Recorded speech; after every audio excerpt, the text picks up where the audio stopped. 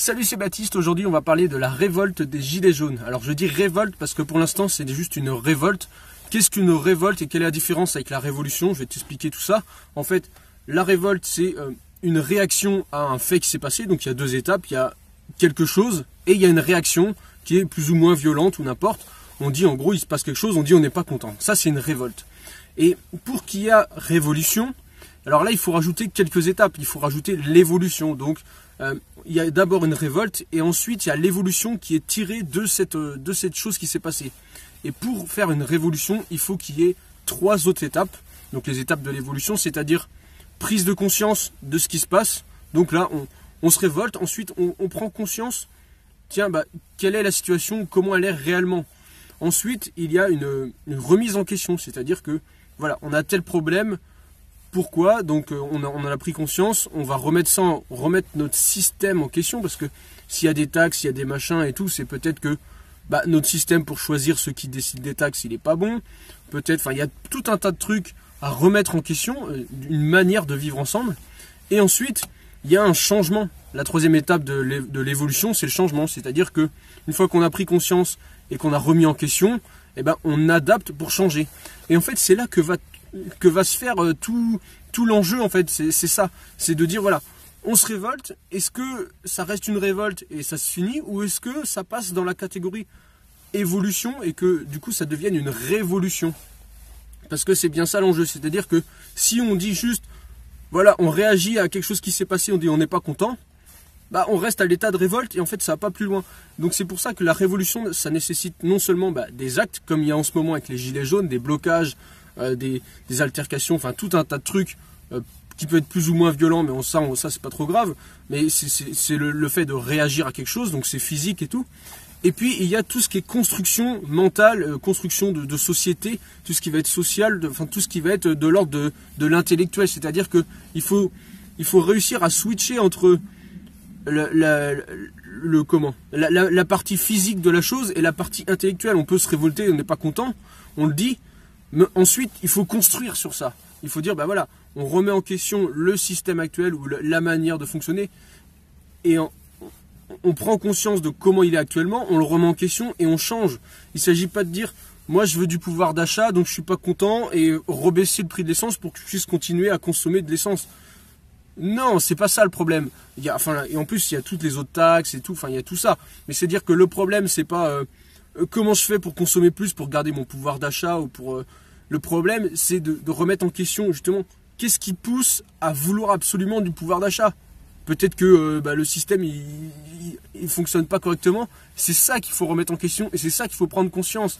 Il ne s'agit pas de dire on se révolte pourquoi? Pour le pouvoir d'achat, enlever les taxes et ensuite on peut continuer à consommer comme avant et tout. Je veux dire, il y a un moment, ça va bloquer de toute manière. Donc il ne s'agit pas de... Tu vois, si on est juste, je veux dire, il y en a qui disent voilà, démission, Macron, tout ça. Si Macron il démissionne, il se passe quoi? C'est quoi la suite? On refait des élections, on recommence. Pour moi, ça n'a pas de sens en fait. Si jamais il y a démission, par exemple, du président ou de l'Assemblée ou de n'importe quoi, c'est pas juste pour dire voilà, on n'est pas content, on change, on refait la même, on recommence. Non, il faut bien prendre conscience que le système en lui-même, il a un problème, il fonctionne mal. Et que si on veut le changer, il faut être capable de remettre en question peut-être notre confort, notre organisation depuis des années. Tout ça, il faut le remettre en question et dire comment on peut faire mieux, comment on peut faire autrement, mais sans repartir dans les mêmes schémas. Sinon, c'est juste une révolte, on n'est pas content, on change de président, point. La révolution de 1789, c'est les gens, ils ont viré le roi, tout ça. Et ensuite, qu'est-ce qui s'est passé? C'était plus un roi qui décidait, c'était une assemblée, c'était tout un tas de trucs. Donc là, ça a vraiment changé. Ils sont passés de une personne qui décide de tout à plusieurs personnes, à tout ça. Donc là, ça a vraiment changé. Maintenant, là, si on se révolte, qu'on dit Macron, il part, pourquoi pas? Mais ensuite, qu'est-ce qui se passe? Il y a des nouvelles élections, il n'y a personne parmi les candidats, tu vois, habituels, droite, gauche, machin.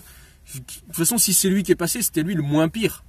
Donc si c'est déjà le moins pire, si tu veux, si on recommence et on enlève lui et on prend un autre, ce sera le moins pire de ceux qui restent. Ça fonctionne pas, il faut proposer autre chose.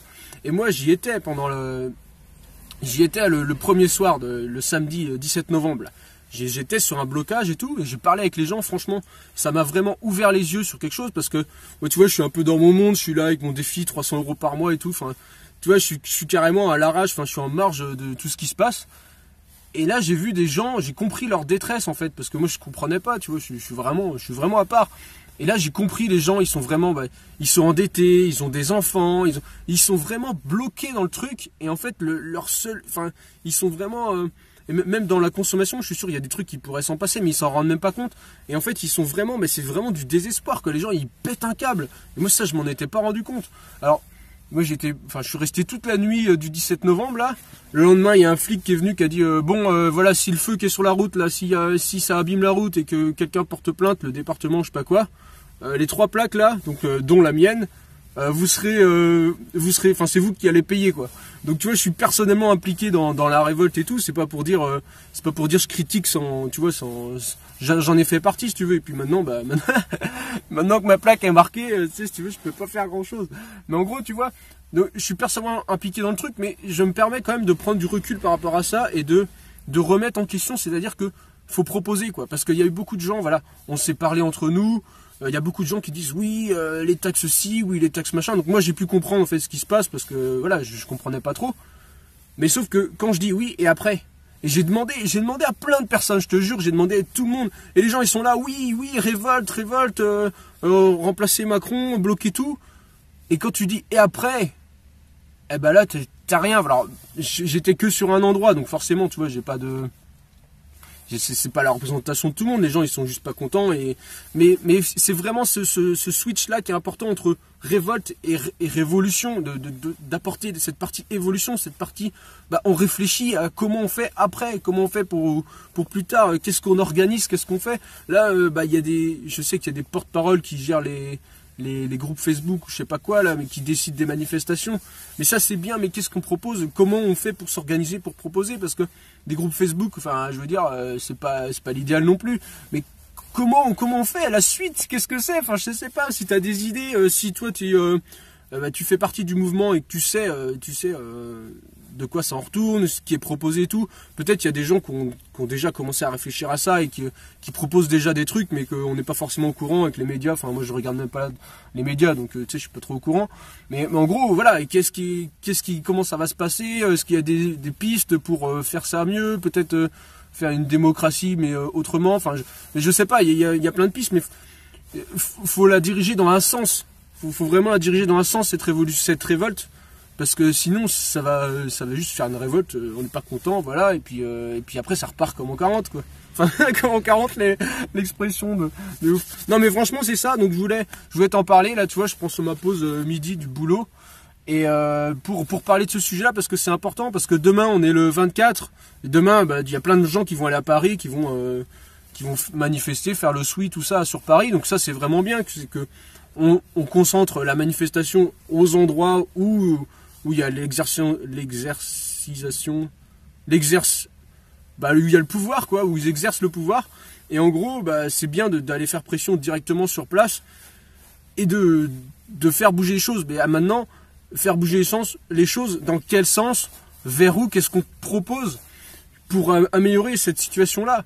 C'est pas juste on veut plus de pouvoir d'achat pour continuer à consommer. Ça me semble pas une proposition terrible, quoi. Et une fois qu'on n'a plus rien à consommer, enfin je veux dire, il y a quand même un monde qui tourne et tout, et ça pourra pas aller indéfiniment comme ça. Donc il faut se réinventer. Il y avait Nicolas Hulot hier à la télé, parce que j'ai la télé en ce moment parce que je suis chez mes parents, je squatte chez mes parents pour la semaine, et du coup il y avait une émission sur la 2 là avec Nicolas Hulot, c'est ça, qui était interviewé, un truc politique, et puis il défendait, il dit mais il faut qu'on se mette tous ensemble, qu'on se rassemble autour de l'idée écologique et d'associer ça avec la justice sociale pour ensemble avancer vers le but écologique. Parce que au niveau écologique, il y a vraiment quelque chose d'important à faire. C'est-à-dire que tu peux vouloir ton pouvoir d'achat, machin, mais quand si l'écologie se dérègle et que la terre elle produit, enfin qu'on n'arrive plus à se nourrir et tout, t'auras beau avoir de l'argent, s'il n'y a plus rien à acheter ou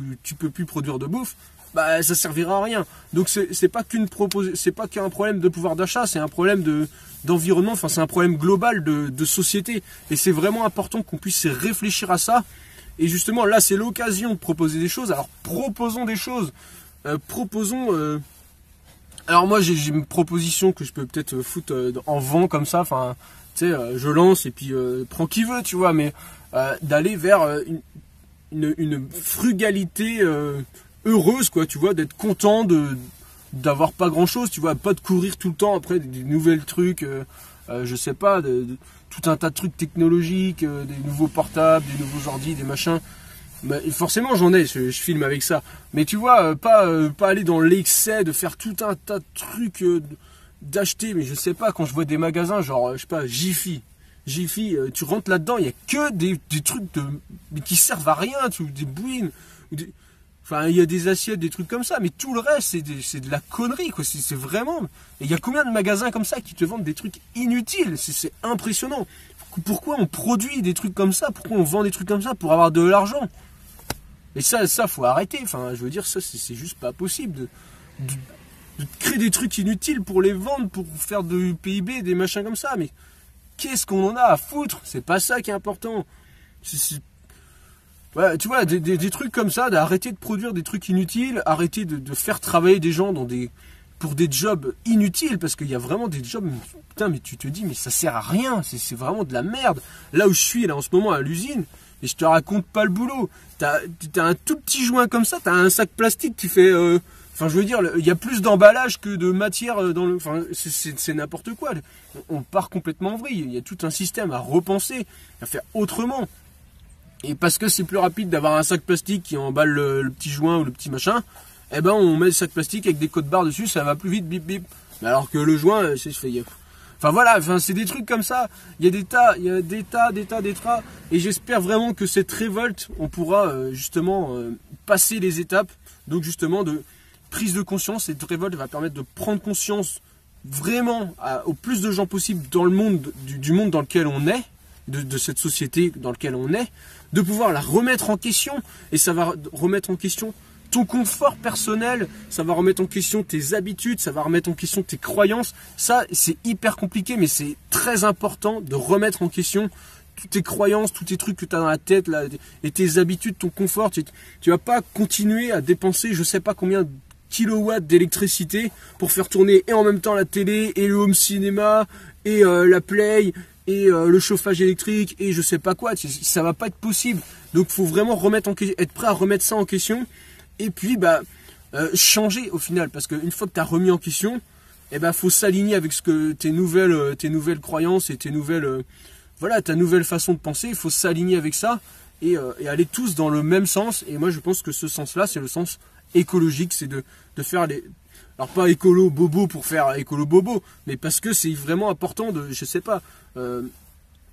d'arrêter de consommer des trucs, de foutre du plastique partout. Enfin, ça c'est une folie, il faut absolument qu'on arrête ce truc-là. Et il faut vraiment s'en rendre compte de ça. Il faut vraiment s'en rendre compte. Donc je te laisse là-dessus, j'espère que ça pourra inspirer des gens. Si tu as des gens je sais pas, que tu veux leur partager ça pour leur montrer mon avis, pour leur montrer, tu vois, qui sont beaucoup dans la révolte et pas assez, tu vois, qui n'ont pas pensé l'après, montre-leur ça pour vraiment les inciter à penser l'après. C'est hyper important de faire quelque chose de cette révolte pour en faire une révolution, si vraiment on veut en faire une révolution. Ça se trouve, on n'est juste pas content et on veut juste dire non, et puis sans vouloir tout changer. Est-ce qu'on veut vraiment changer? C'est ça la question. Est-ce qu'on veut vraiment une révolution? On parle de mai 68, ouais, c'est la révolution, machin. Est-ce qu'on est vraiment capable? Est-ce qu'on veut vraiment remettre en question ça, c'est hyper intéressant comme question. Et toi, est-ce que tu es prêt à remettre en question ton confort, remettre en question tes habitudes, tes croyances pour faire la révolution, justement? Tu es prêt à faire ça? C'est une très bonne question à se poser, et j'espère que tous les gilets jaunes et tous les citoyens autres que gilets jaunes, c'est-à-dire tout le monde, si tout le monde se posait cette question, est-ce que je veux vraiment une révolution? Est-ce que je suis vraiment prêt à changer? Ça, c'est même pas sûr. Donc je t'invite vraiment à te la poser, à prendre du temps pour réfléchir à la question, à aller manifester, si tu as envie que ça change, de continuer cette révolte, mais pour derrière faire cette révolution. Parce que si c'est juste pour la révolte, tu peux arrêter maintenant. C'est une révolte, c'est juste on n'est pas content et ça se calme. Donc si tu veux pas faire la révolution, je sais pas, profite de ta famille, fais autre chose. Mais si tu veux juste faire la révolte pour faire la révolte, à moins que ça te fait marrer, mais si ça te fait marrer, pourquoi pas, ça t'amuse. Mais une révolte, ça sert pas à grand chose dans le fond. Par contre, une révolution, si on en est capable et si on le veut vraiment, ça c'est très utile. Ça permet de repenser les choses, de faire les choses mieux parce que on s'est rendu compte qu'à un moment, bah, ça partait en couille. Donc ça peut être hyper intéressant. Si on le veut vraiment, bah, je t'invite à réfléchir à la question, à partager tes opinions avec les autres, peut-être en commentaire, mais même si t'es dans les rassemblements et tout, de partager avec tout le monde et de dire voilà, qu'est-ce qu'on fait après? Tiens, moi je propose ça, tiens, toi tu proposes quoi, machin, on se met d'accord, tiens, bah ça c'est plutôt une bonne idée, on va faire un mix entre les deux. Et proposer quelque chose, être prêt à remettre en question, voilà, et se poser des questions entre nous. Parce que moi j'ai posé beaucoup de questions dans le rassemblement et c'est hyper intéressant, on apprend plein de choses sur les gens, sur les autres, et sans religion, parti politique, couleur de peau, on s'en fout, tout le monde s'en fout. C'est juste, voilà, on est citoyens français, quoi. Et on décide ensemble de ce qu'on va faire de la suite. Et même, je dirais même citoyen, peut-être mondial, pourquoi pas. Enfin, je veux dire, l'écologie, ça concerne toute la planète. Mais déjà, si à l'échelle française, on peut révolutionner notre manière de penser et notre manière de faire les choses, ça serait super intéressant. Donc on se dit à très bientôt pour une prochaine vidéo. J'en ai d'autres vidéos là qui arrivent avec un défi que je te lancerai, mais sur le voyage, rien à voir avec ça. Mais du coup elle attend là, puis d'autres trucs, d'autres surprises. Donc on se dit à très bientôt pour une prochaine vidéo. En attendant, amuse-toi bien. Salut!